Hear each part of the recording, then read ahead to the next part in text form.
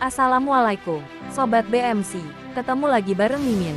Semoga kalian semua sehat dan selalu dipermudah dalam setiap urusannya. Amin. Hari ini kita akan sedikit mengulas dan mengupas tentang sejarah terciptanya KF-21 Boramai, yang akan diakuisisi dan memperkuat pertahanan udara kita.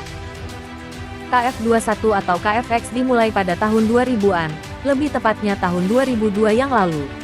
Di mana program ini disadari Korsel akan ancaman yang nyata. Setelah adanya peristiwa tragedi besar dari tembakan 38 artileri yang bergantian di perbatasan, dan di ambang peperangan tahun 2010 yang lalu, antara Korea Utara dan Korea Selatan.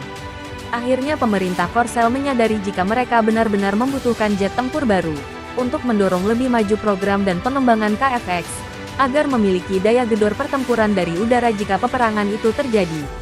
Dari konflik yang tak kunjung usai selama lebih dari 50 tahun yang lalu. Pada akhirnya diusulkan beberapa varian untuk Korsel sebagai jet tempur barunya. Yang pertama ada C-103 dengan mesin ganda yang menyerupai F-35, atau C-203 yang lebih mirip Eurofighter dan J-20 China. Di sana juga ada C-501 yang merupakan varian paling kompleks dengan mesin tunggal. Akhirnya Korsel memilih C-103 dikarenakan jet tempur mesin tunggal tidak memenuhi syarat kebutuhan mereka. Dari sini perkembangan C-103 terus berubah dari tahun ke tahun. Bisa dilihat dari desain yang mirip dengan F-35 kini lebih mirip dengan F-22 Raptor. Pada akhirnya C-109 yang disetujui untuk fase prototipenya, yang lebih mirip dengan F-22 Raptor. Hingga sempat dijuluki sebagai Raptor Korean. Tetapi ada beberapa perubahan dan sedikit permainan fitur dari jet tempur ini. Jika KF-21 dibekali dengan dua mesin GEF-414 sebagai bahan pacunya, di mana mesin ini juga digunakan untuk F-18 Super Hornet, karena begitu banyak template dari jet tempur Amerika, dari dimensi yang hampir sama dengan F-35 dan desainnya mirip dengan F-22 Raptor. Ternyata jika semua ini Korsel bermitra dengan Lockheed Martin, untuk pengembangan ini. Lockheed Martin banyak mentransfer teknologi KF-21, selain komponen kunci, seperti pot target utama, radar, jammer RF dan beberapa lainnya. Pada akhirnya pemerintah Korsel mendorong para ilmuwannya, agar dapat melakukan pengembangannya sendiri, dan memberikan sedikit sentuhan warna-warna cerah hingga menjauhi tentang filosofi desain dari F-35 dan F-22 Raptor Amerika.